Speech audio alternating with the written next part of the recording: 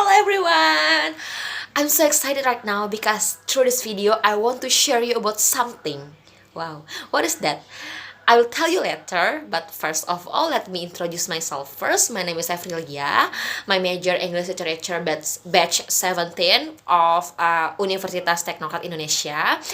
And I'm so excited right now because I want to share you about the about melting pot that exists in America.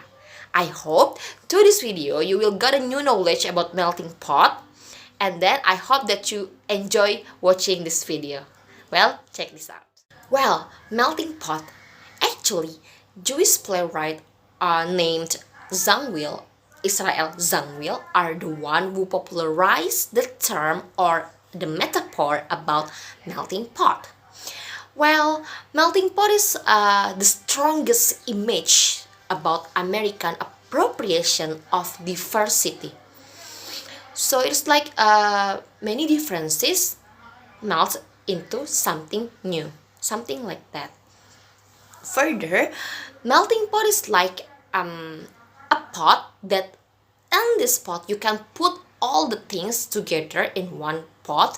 It can be metal or plastic or whatever you want, and then those things you melt those things over a fire, and then they until they are all become something new and become one. And the new substance of melting pot is more valuable and better than the old one because it more depict about how those people, how many differences people with their own culture come together and assimilate into one race, something like that. And the fact is, the majority of Americans are immigrants.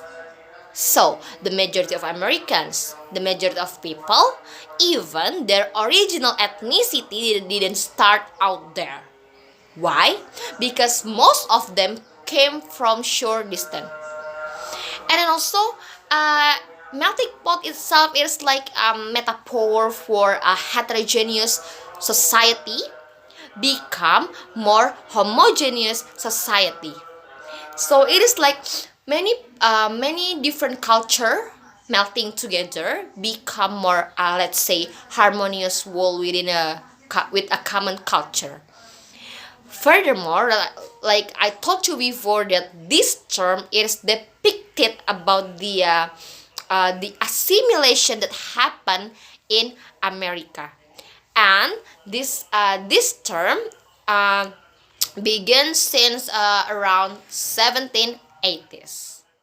Well, talking about immigrants, do you guys know Liberty Statue? I know that you are all of course know Liberty Statue. But do you guys know that Liberty Statue is a symbol? A symbol that stands in the upper of the New York Bay. And this statue is actually a universal symbol of a freedom.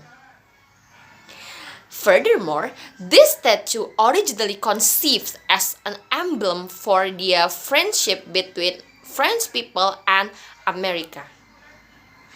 Not only that, actually, Liberty Statue as a mother of exiles that greet those millions immigrants and embodying hope and also opportunity for those immigrants that seeking for a better life in America. Furthermore, this statue also as like a desire for all of people around the world of a freedom. So basically, it is a desire of a freedom in a people all over the world. And last but not least, this statue also represents the United States itself. And then now I'm going to explain you about the history of immigration in America. It was started in 1620. About 100 English colonists, and they were called as Mayflower Pilgrims, left for America seeking for their religious freedom. So they, Mayflower Pilgrims, landed near Plymouth and also Massachusetts, marking an early successful European migration to North America, which at that time it had been inhabited by Amerindian for almost 16,000 years. And then the migration flowed to the United States after the Revolution of France.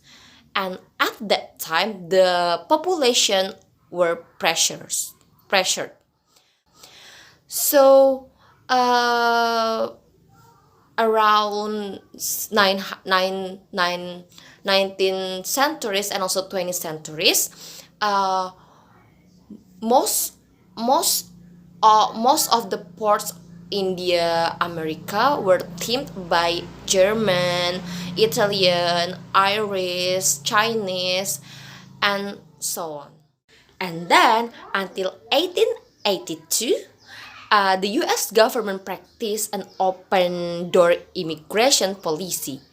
But at that time, at the end of the century, it began trying to control immigration by excluding prostitutes, criminals, alcoholics, and Chinese, among others, and so on, from coming to the country.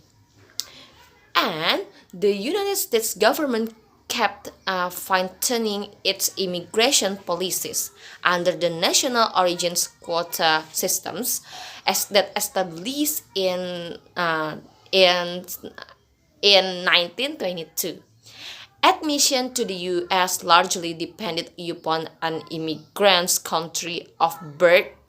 70% of all immigrant slots were allotted to citizens of just three countries such as UK, Ireland, and Germany. And then in the next 1965, the nationality quotas were abolished, which is since to have inaugurated a new era of mass immigration, and it is particularly from Mexico and Latin America. It's such an effort to curb illegal immigration. Congress passed legislation which marked a turn toward tougher policies for both legal and illegal immigration. It increased the categories of criminal activity for which immigrants, including green card holders, could be deported and impose mandatory detention.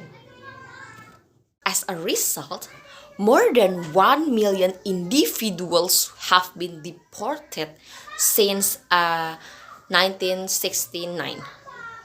While critics of illegal immigration are pushing for even tougher laws, mass demonstrations across the US have shown such a strategy will not accepted by a large section of the population itself.